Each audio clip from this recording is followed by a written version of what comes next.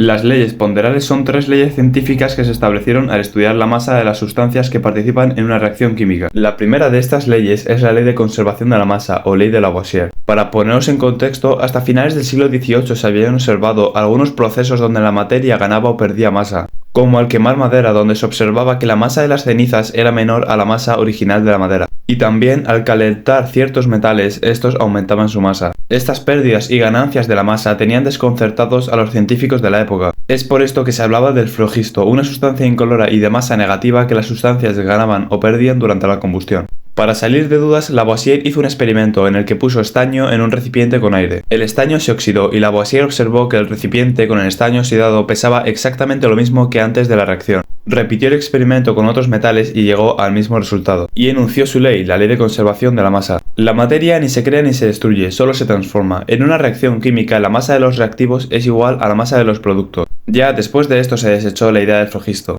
Por ejemplo, si combinas X gramos de oxígeno con Y gramos de estaño, el resultado final será X más Y gramos de óxido de estaño, siempre que estas proporciones cumplan la ley de Prost. La segunda ley ponderal es la ley de las proporciones definidas, o ley de Prost. Este científico realizó un trabajo y demostró que en el carbonato de cobre, el oxígeno y el carbono seguían una proporción de masa constante. Y Prost enunció su ley: siempre que dos o más elementos se combinan para formar un mismo compuesto, lo hacen en una proporción de masa constante. La tercera y última ley ponderal es la ley de las proporciones múltiples, o ley de Dalton. Todo empezó cuando un científico francés puso en duda a la ley de Prost, ya que había demostrado que dos elementos podían combinarse en diferentes proporciones. Dalton resolvió esto demostrando que dos elementos se pueden combinar para formar diferentes compuestos, como el carbono y el oxígeno, que podían combinarse para formar monóxido de carbono con una relación de 4 gramos de oxígeno por cada 3 gramos de carbono, y también para formar dióxido de carbono, donde había 8 gramos de oxígeno por cada 3 gramos de carbono. Y en ambos casos se cumple la ley de las proporciones definidas de Prost. Con esto Dalton enunció su ley: cuando dos elementos se combinan para formar más de un compuesto, la masa de uno de los elementos que se combina con la masa fija de otro elemento guardan entre sí una relación de números enteros sencillos. Esto básicamente significa que si tienes 6 gramos de carbono, puedes tener 8 gramos de oxígeno si se trata de monóxido de carbono o 16 gramos si es dióxido de carbono.